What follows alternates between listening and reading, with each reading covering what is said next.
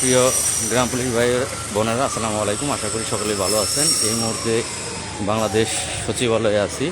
আমার সাথে কিন্তু আরও দুজন আছে, তাদেরকে দেখাচ্ছি। রংপুর জেলা থেকে এসেছে মনোরঞ্জন দাদা, এবং ফেনী জেলা থেকে এসেছে গিয়াস ভাই, দুজন আছে। তো যাই হোক,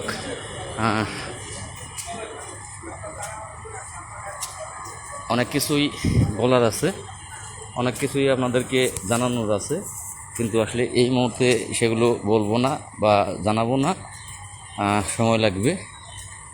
সেগুলো পরবর্তীতে আপনাদেরকে জানাবো। অনেক শাখায় কথা হইল, একটা শাখায় না, অনেক শাখায় কিন্তু কথা হইল। অর্থ দপ্তর সহ আমরা কথা বলছি, এবং আমাদের স্থানীয় সরকার দপ্তরেও আমরা কথা বলছি। যাই হোক, এটা শুধু আপনাদের দেখানোর জন্য যে এখন আমরা বাণিজ্য মন্ত্রণালয়ের সামনে আছি।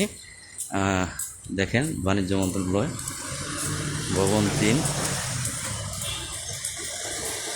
যাই হোক, আমরা বের হয়ে যাব ভবন 7। ওই গেট দিয়ে বাইরে, ওই গেট দিয়ে। তো এইটা হলো শুধুমাত্র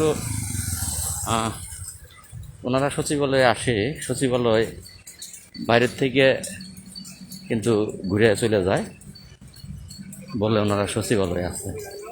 তো আমরা যে তা করি না, তো সেটাই কিন্তু দেখানোর জন্য। গিয়াস ভাইকে দেখছেন, ভবন দেখেন, লোক প্রশাসন কম্পিউটার কেন্দ্র, পিবিসি, জনপ্রশাসন মন্ত্রণালয়। মনোরঞ্জন দাদা আছে, মন্ত্রণালয়ের গাড়ি ঢুকতেছে, বিভিন্ন গাড়ি, জনপ্রশাসন মন্ত্রণালয়ের গাড়ি। তো যাই হোক, সর্বোপরি আপনারা ভালো থাকবেন। আজকে এত কষ্ট কিন্তু শুধুমাত্র আপনাদের জন্য, শুধুমাত্র আপনাদের জন্য। তো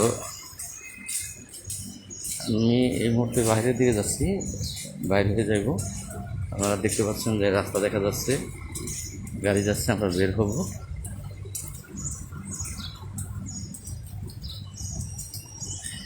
আসলে আমি শারীরিকভাবে অনেকটাই অসুস্থ, যা বলার বাহিরে। আমি একটু হাঁটলে বুকে প্রচণ্ড ব্যথা করে। প্রচণ্ড বৃষ্টি হয়েছে আজকে ঢাকাতে। তো সেই বৃষ্টি কিন্তু মাথায় নিয়েই আপনাদের কাজের জন্য আমরা এসেছি। যাই হোক, অনেক কথাই হলো, বিস্তারিত পরবর্তী লাইভে বের হয়ে চলে এসেছি। তো এই জায়গাটাও আপনাদের চিরচ্ছে না।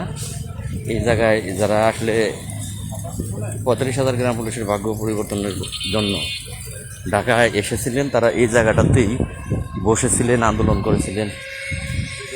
এইখানে 2 নম্বর গেটে এই জায়গাটা তাদের চিনা। তো এই তো একটু হাইটাই কিন্তু আমার বুক ব্যথা করতেছে। তো যাই হোক, বাড়ি চলে যাব। পকেটে টাকাও নেই, একরকম কিন্তু না খেয়ে গতকাল থেকে হোটেল ভাড়া, খাবার দাবার খুব কষ্ট হয়েছে। কোনো রকম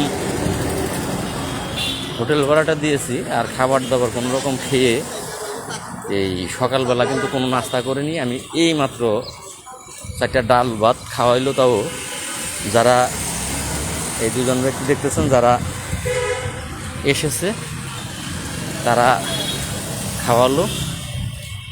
তো বাড়ির দিকে চলে যাব। হ্যাঁ, খবর যারা জানতে চাচ্ছেন, ভালো মন্দ দুটা মিলিত হয়েই খবর আছে। তো খবরগুলো আপনাদেরকে ইনশাল্লাহ আশা করি আজকে রাত্রে যদি আমি লাইভের মাধ্যমে জানাতে পারি জানাবো, আর না হয় আগামীকাল অবশ্যই ইনশাল্লাহ যদি আমাকে হায়াতে বাঁচিয়ে রাখি আপনাদেরকে জানাবো। ততক্ষণ পর্যন্ত সকলেই ভালো থাকবেন। লাইভটি বেশি বেশি করে শেয়ার করবেন, সকলকে জানান দিতে।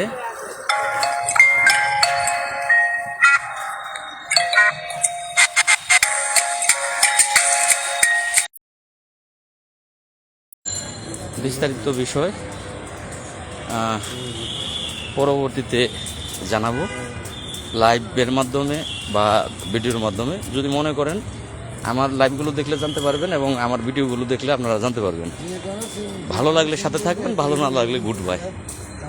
তো ততক্ষণ পর্যন্ত সকলেই ভালো থাকবেন আর আমার জন্য দোয়া করবেন। আল্লাহ পাক যেন আমাকে ভালোবালির মতো বাড়ি পৌঁছানোর তৌফিক দান করেন। সব কিছু ভালো, আস্থা রাখেন বর্তমান সরকারের উপর, সব কিছু ভালো। এটুকু বলেই আপনাদের থেকে বিদায় নিব। আসসালামু আলাইকুম ওয়া রাহমাতুল্লাহি ওয়া বারাকাতুহু।